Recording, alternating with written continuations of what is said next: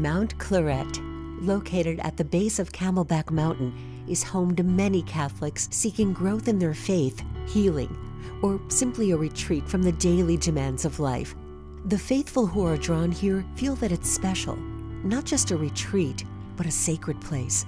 Monsignor McMahon, who was instrumental in creating Mount Claret, said this. It's holy ground. It's a very, very special piece of God's creation. And here, nestled at the bottom is Camelback Mountain. It's just gorgeous. We have all kinds of animals running around here and all kinds of beautiful birds and just the whole beauty of nature. I often say I'm jealous of myself. But Mount Claret as it stands today was many years in the making.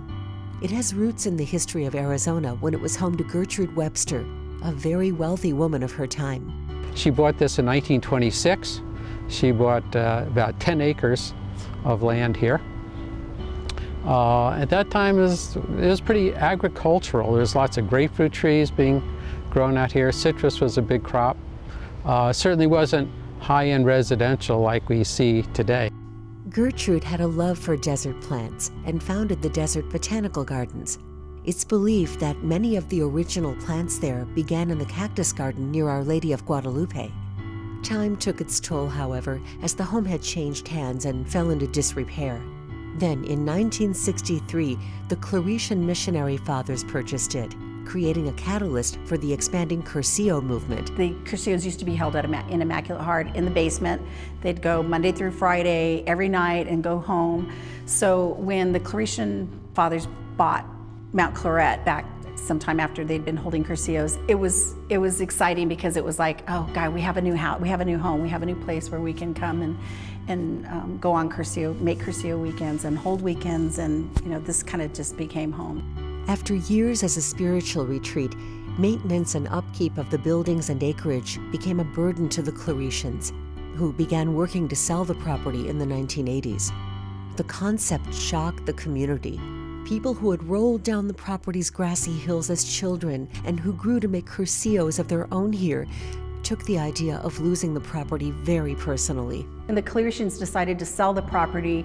The community panicked. It was like, what are we going to do? It was like our home is being foreclosed on or something, but it was like we're going to lose our home. A time of fear was transformed into a time of community as Monsignor McMahon created a different vision for the property. He realized that it would be perfect for the diocese. And I remember Monsignor McMahon just rallying the community, saying, okay, we're going to get this property, we're going to buy it back, and just really making everybody really excited about the possibility that we were going to get to keep it. And the moving force behind the renovation restoring was Monsignor John McMahon. He was a retired pastor of St. Teresa's Church. He was very instrumental in securing properties for the Diocese of Phoenix for churches and schools and everything. This location exists because of the blood, sweat, and tears of ordinary people who decided to go out on a limb, to follow people like Monsignor McMahon and say, we're going to make this happen. And they did. I'm very convinced this center is special in the plans of God for His people. Not only where it's located, a beautiful site for the Cursillo Center, but because of what's taken place here. I mean, in-depth conversions, new realizations of the meaning of life, even real sanctity. So we could say this is holy ground. And I'd like to see it kept as a holy ground, a holy place from now on out. For this, we need your cooperation. Through fundraising, donations, and his own brand of personal appeals, Monsignor McMahon made the vision for Mount Claret a reality. If there's one thing he knew how to raise money. He also knows people, and he had a great group of support people that he kind of helped me put a committee together and do that, and it was well worth it. Obviously, like I said, 16 years later, I was still here doing the same thing. After the purchase happened, the Claretians moved on, and interesting enough, when they moved on, Monsignor wanted to find a name It was just called the Crucio Center at the time, but he wanted an identity for it, and for the church and for the people that had served here. So he named it after the Claretians, Mount Claret. That success was just the beginning of the work needed to ensure that Mount Claret would remain a home for the Crucio movement and the faithful for years to come. He embarked on a whole new career, and it was all Mount Claret. And so he spent the next almost 25 years rebuilding and remodeling and touching people's lives. So that's, I think, is what we see today. Monsignor McMahon, he was connected.